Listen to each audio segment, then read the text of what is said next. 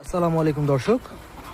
আমি আজকে যে বিষয়টা নিয়ে আলোচনা করব সেটি হচ্ছে আমাদের খামারে আমাদের যে খাবার পাত্র এবং পানির পাত্রগুলো থাকে এগুলো আমরা সচরাচরই দেখি যে এগুলোর ভিতরে আঠালো স্যাঁতস্যাঁতে আবরণ থাকে, যা মুরগির জন্য মোটেও ভালো নয়।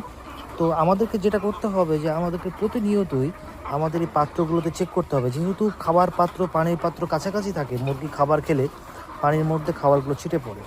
তো আমাদেরকে একটু খেয়াল রাখতে হবে যে আসলে খাবারগুলো কতক্ষণ ধরে আছে এবং কি সেগুলো পরিষ্কার হচ্ছে কিনা নিয়মিত। হ্যাঁ, তো যেহেতু আমাদের খামারগুলো অনেক ক্ষেত্রে আমরা নিজেরাই পরিচর্যা করে থাকি অথবা স্টাফের মাধ্যমে আমরা পরিচর্যা করে থাকি, তো সেক্ষেত্রে আমাদেরকে নিজেদেরকেই চেক করতে হবে জিনিসগুলো যে আসলে যে বাটিগুলো অবস্থা কীরকম আছে। তো আমরা এই বাটিটি একটি নিয়ে দেখছি যে কি অবস্থায় আছে। তো এটাতে আমরা নর্মালি দেখতে পাচ্ছি যে খাওয়ার ভিতরে পড়ছে।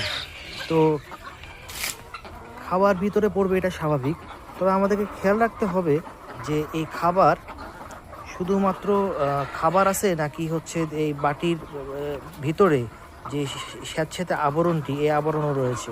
যদি এরকম আবরণ থাকে অবশ্যই আমাদেরকে এই জিনিসগুলো খেয়াল রাখতে হবে, এগুলো পরিষ্কার প্রতিনিয়ত পরিষ্কার রাখতে হবে। এই যে স্যাঁতস্যাঁতে আবরণগুলো দেখছি আমরা, এই আবরণগুলো থেকে কিন্তু বিভিন্ন ধরনের ব্যাকটেরিয়া জনিত অথবা হচ্ছে ফাঙ্গাল জনিত ইনফেকশন হতে পারে মুরগির ক্ষেত্রে।